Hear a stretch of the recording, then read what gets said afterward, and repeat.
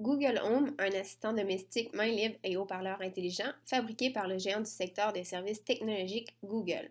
Il permet à l'utilisateur de trouver des réponses à ses questions, d'écouter des chansons, d'apporter des modifications à son agenda, de se divertir et de contrôler d'autres appareils connectés, et ce, en utilisant uniquement sa voix. Il ne faut pas oublier que les revenus de Google proviennent principalement de la vente de publicité via son moteur de recherche, mais aussi de la vente d'actions en bourse.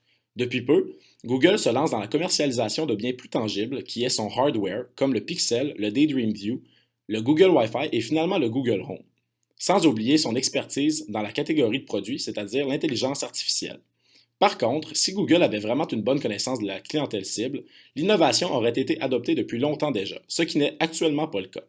L'entreprise devrait donc se concentrer davantage sur sa connaissance de sa clientèle cible et de son réseau de distribution, puisque le réseau actuel ne permet pas de vendre des biens tangibles comme les exemples mentionnés précédemment.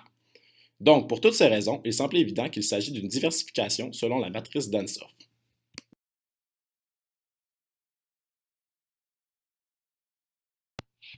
Pour ce qui est des objectifs de l'entreprise et de la marque, Google vise principalement à organiser les informations à l'échelle mondiale dans le but de les rendre accessibles et utiles à tous.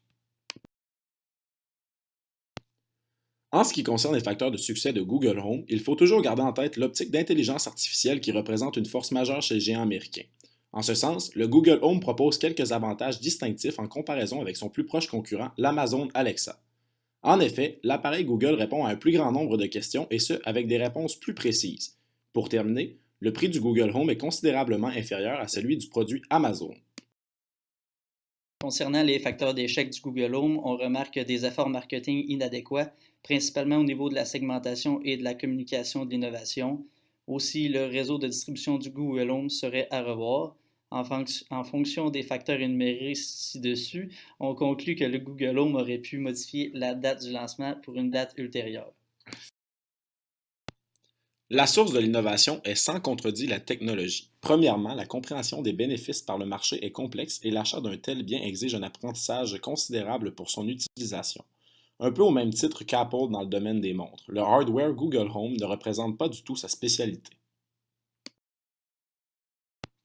Au niveau du type d'approche, on ne se pose même pas de question, il s'agit de l'approche push, parce que le Google Home correspond à une nouvelle technologie et un nouveau procédé technique qui est lancé sans savoir à quoi il pourra servir ou intéresser le marché. En plus, il ne s'agit pas d'une innovation élaborée pour répondre à un besoin clairement défini par celui-ci. Dans le cas du Google Home, on s'appuie sur l'effet de nouveauté, donc sur la notion de récence pour le degré de l'innovation.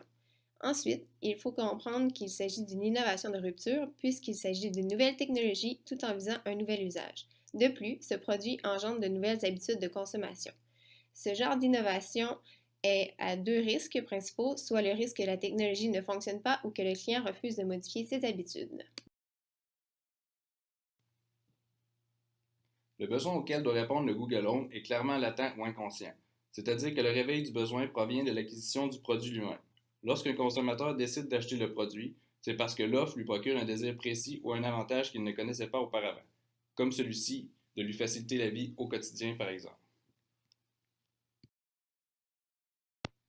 Au niveau de la segmentation, après une communication avec Yann du service à la clientèle Google Home, on a pu définir que le produit s'adresse aux clients possédant un chez-soi, dans la majeure partie du temps un chez-soi connecté.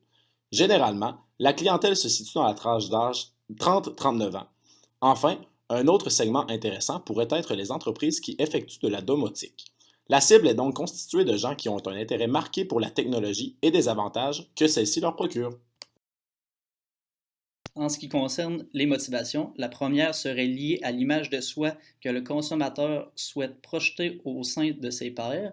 Il veut qu'on le considère comme une personne moderne et technologique. La seconde motivation pourrait également être le désir d'efficacité, c'est-à-dire le désir d'économiser du temps. En ce qui concerne les freins, il existe un risque fonctionnel parce qu'il n'est pas impossible que le produit ne fonctionne pas et en plus, il est impossible d'évaluer son fonctionnement avant même de l'avoir essayé. D'autre part, il ne faudrait pas oublier les coûts d'apprentissage, c'est-à-dire que le Google Home propose une multitude de fonctionnalités qui nécessitent un temps considérable aux consommateurs pour qu'ils se les approprient. Certains consommateurs pourraient donc se décourager durant le processus d'achat. Par rapport aux étapes de l'adoption de l'innovation, nous nous attarderons principalement sur les leaders d'opinion. Mais qui sont-ils? En fait, on ne pourra jamais comparer le leader d'opinion de Google au plus populaire d'Apple, Steve Jobs. Toutefois, Google pourrait se servir de la notoriété de sa marque pour justement la faire valoir. En ce sens, l'entreprise doit absolument s'assurer de la formation et de la qualification des détaillants pour promouvoir le Google Home. Ce sont ces détaillants qui peuvent le plus influencer les consommateurs dans leur choix de produits. Évidemment, plusieurs entreprises misent sur une vedette pour faire connaître leurs appareils. Cette situation pourrait d'ailleurs être envisagée par le géant américain puisque ce n'est actuellement pas le cas.